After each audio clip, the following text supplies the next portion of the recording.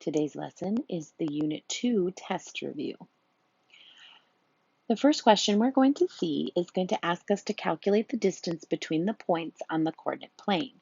It is also going to ask us to round our answer to the nearest tenth.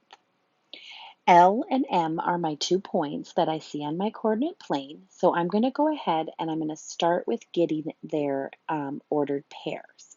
So as I can see, L is at 1 on the x-axis and -4 on the y.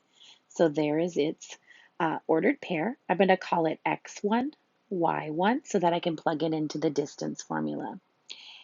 M is at the point, is at the ordered pair, x9, and y is, oops, I think I went a little, there we go, -7. I'm going to call them x2 and y2. Remember, the distance formula is written as such: the square root x2 minus x1, square their subtraction, plus y2 minus y1 and square their difference, the subtraction. Let's go ahead and plug it in, and then we're just going to grab our calculator and we're going to plug it into our calculator. So 9 minus 1 squared, yep, plus -7 minus -4 squared. I can go ahead and I can put that right into my calculator. Hold on a second. Let me make sure that I have this correct. Yes, okay. I can go ahead and put this into my calculator. Oh, hold on. I can actually split the screen to show you a calculator. Give me just 1 second, guys. There we go. Now I can split the screen and I can show you the Desmos calculator. What this calculator is going to allow me to do is it's going to allow me to show you how I put this all into the calculator. The only thing that this one's going to do different is it's going to go ahead and just round for me. It's not going to give me the square root of what the square root of 109 or 2 square roots of 15. It's not going to give me anything like that. But it is going to allow me to place everything in there. And the nice thing about this calculator is that once I've entered the last number, it does give me the answer before I hit that little blue arrow to go ahead and write another problem. So it looks like I've got about 13.60147. I'm going to go ahead and clear that off because I've gotten what I needed from my calculator. We're asked to round to the nearest tenth, Remember, tenths, we think of the number 10 and we just look at how many zeros there are. There's only 1 0. 1 0 right there. So that means I only want one number right after the decimal. So I find the decimal and I count that many, how many zeros there are after it. This number right here is going to tell me if I should let it rest or add one more. I didn't have to copy those from the calculator. Since the number under the arrow is 0, since this number right here is 0, I'm going to go ahead and let my underlined number of 6 rest, and my answer is going to be 13.6. All right, let's take a look at the next question. You're going to be asked to write the equation of a line that is parallel to the given equation and goes through the given point. Remember, when a line is parallel, they have the same slopes. They have the same slope. Okay, the slopes are the same. So I'm going to go ahead and I'm going to look at my formula. And remember, I need to be in y equals mx plus b. Well, if I write that right here, it's pretty close, but it's not quite because this 5 is hanging out in front. So I need to get rid of that. I need to solve this equation for y so that I have the proper slope. Remember, whenever a number is in front of a variable like the letter y, it's multiplication that's hiding between them, and we're simply going to divide to eliminate it. It's better to divide each of your terms separately by the 5 than to divide everybody by 1/5. That way we can put this into our calculator to see if it reduces, or into our brain. And they are the same. The only difference is one's going to be negative and the other is going to be positive. 2/5 is going to stay 2/5. This one's going to stay negative. This one's going to stay positive. All I need from here is which one is the slope. If I need some help remembering, remember it's a good idea to always write y equals mx plus b underneath. And then you can easily see that the slope is the negative 2/3, because remember our slope is always m, right? Slope is always m. So my parallel slope is going to be negative 2/5. I could write it with a slash if I wanted to. I'm going to plug that in for the letter m right here. Remember, this is an x value and this is a y value. I picked the purple on purpose. I'm going to go ahead and I'm going to plug in negative 2/5 right here. For y, I'm going to plug in 3. I purposely picked the purple to remind myself that this is the number I'm going to plug into y.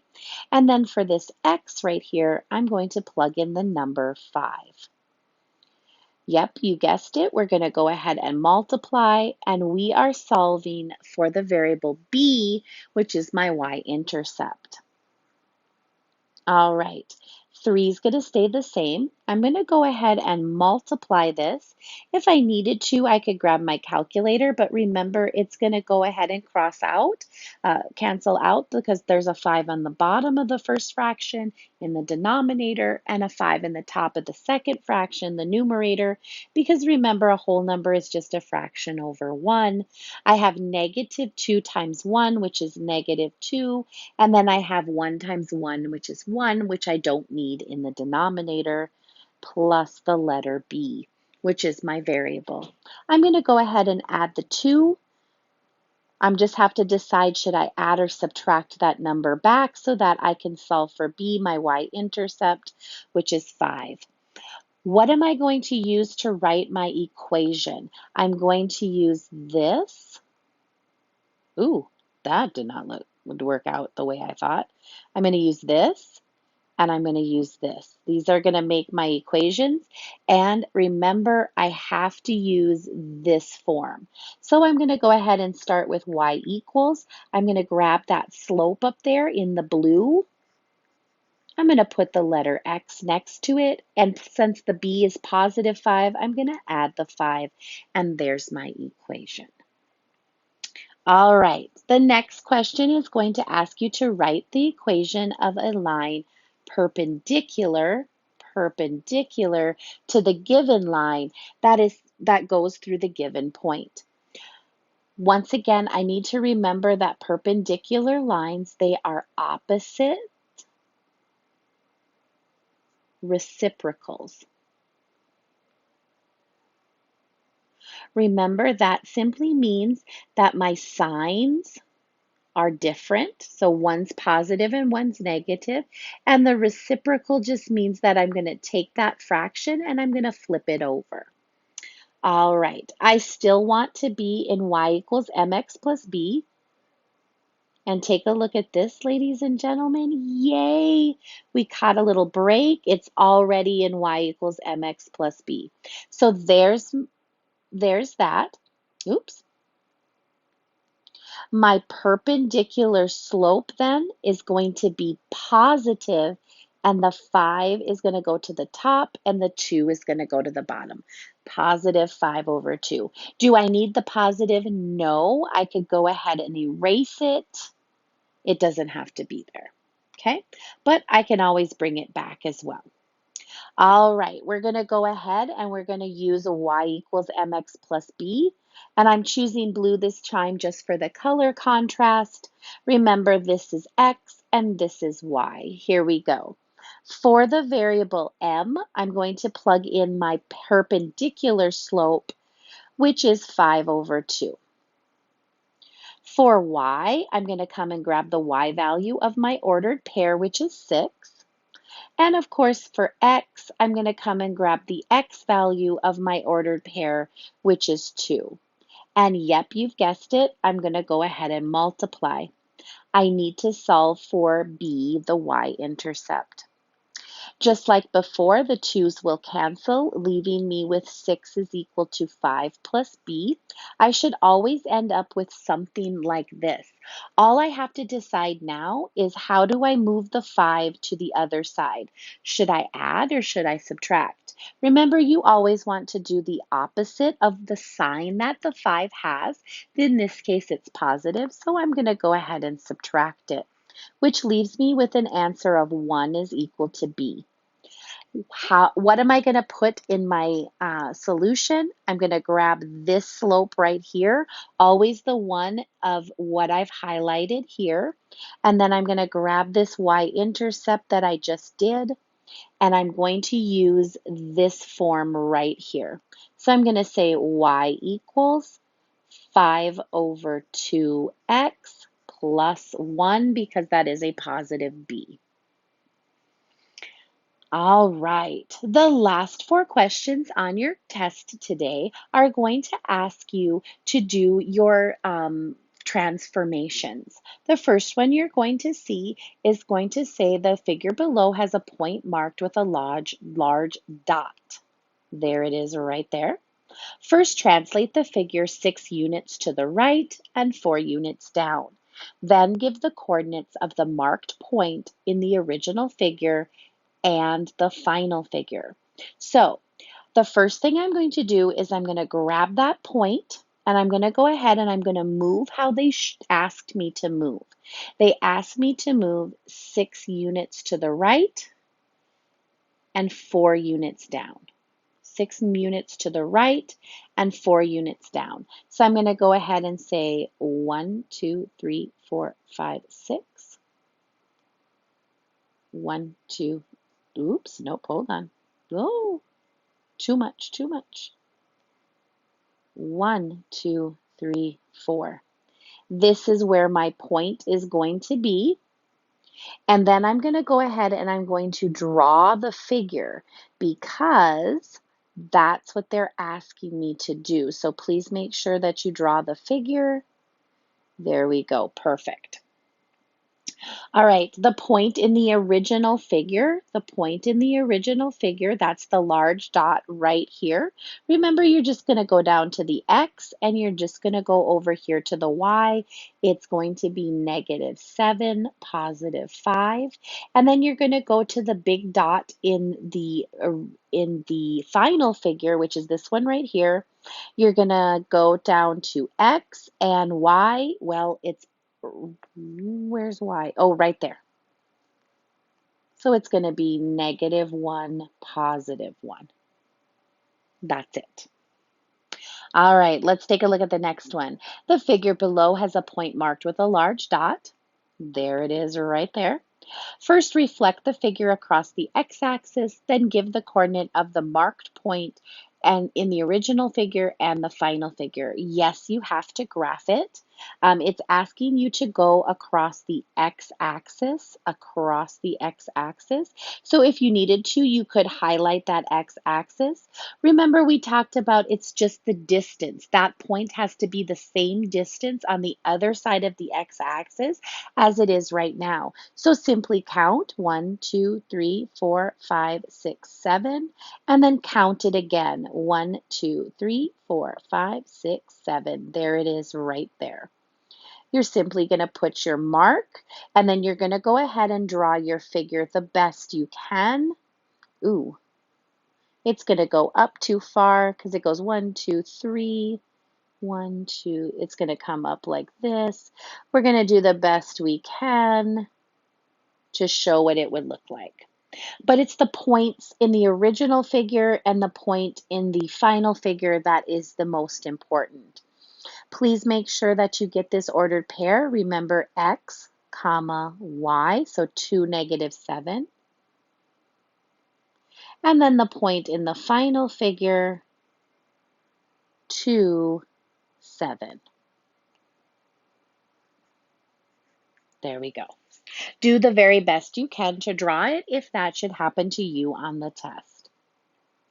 All right, next is going to be your figure below marked with your large dot once again. First, rotate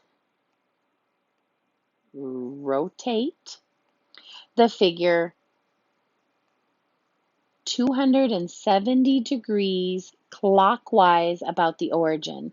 Then give the final coordinates of the marked point in the original figure and the final. All right, remember we talked about it moving from quadrant 1, which is positive, positive, to quadrant 2, which would be negative x and positive y. This is quadrant 3, where my x and my y are both negative, and this is quadrant 4, where x is positive and y is negative. We're going to simply move counterclockwise. Remember, when we move counterclockwise, we are moving to the left. We are going to move to the left. So we're going to take this point right here and we're going to go to the left. Now, this bar right here is going to help you with your movement. So when I move 1, the figure is going to go here and the bar would come up there. This is 90 degrees. If I want to move another 90 degrees for a total of 180, the bar would come down here and my figure would be here. And then lastly, I need to move one more 90 degrees to give me 270, and the bar is going to come back to where it was, right? Yes. Okay, so this point, I need to know its ordered pair. I need to know its ordered pair. So you need to start with this one right here, and this one is -4, +3. -4, +3. All right, it's going to go 90, 180, 270. It should end up here in quadrant 1. It should simply just change. They should just change. 3 and 4 should change. And then we should follow this because it's going to go to quadrant. It's going to come here. Then it's going to go there. And last, it should end up back here. There we go. So we should end up at +4. No, sorry. +3, +4.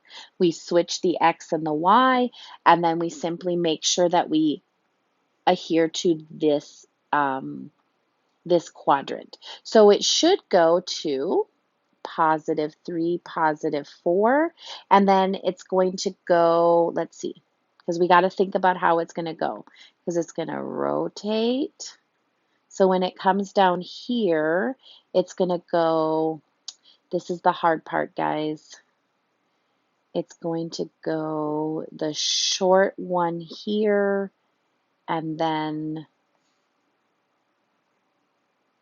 I think the slant. No, it's got to have, hold on. This is tough, you guys. It's got to go 1, 2, and then 1, 2, 3, and then create it from there. It should look something like that. And then when it comes over here, it's going to go to back to 4, 3. So it's going to go back here, but the short will come here and the long will go there. No, and then like that. Oof. And then it switches here, so the short will be, I think this way, and the long, I think it's going to look like that. I got to think about it in my head. Yeah, I think it's going to go the long. As long as you draw it, I will go ahead and give you credit. 1, 2, 3, and then it goes 1, 2, 3, 4, and then it slants up like that. It's more so the point that I'm looking for. It's as long as you draw the picture, you'll get your full credit. All right, and our last question is going to ask us about our dilation. Okay, it's going to ask you to do a dilation. For the figure below, do a dilation centered at the origin with a scale factor of 3. Remember, all that means is we're going to take our two points. In this case, we have n points on a figure, and we just have to multiply them by 3. You must give me the endpoints of the original figure and the endpoints of the final figure. They're going to talk about the top and the bottom. So of course, this is the top point, which is at the ordered pair 5 on the x-axis, 6 on the y. And of course, this would be my bottom point, which is at the ordered pair 5, 2. All I have to do with my scale factor is multiply these both by 3 and multiply those both by 3. I'm going to go back and double check just to make sure. Yep, my fail scale factor was 3. So 15 times 3, sorry, 5 times 3 is 15, and 6 times 3 is 18. 5 times 3 is 15, and 2 times 3 is 6. I'm going to go ahead and graph those points. Let's see, 15, 6 would be my bottom, and 15, 18, and I'm going to connect them together, and I've completed my test. Good luck, you guys.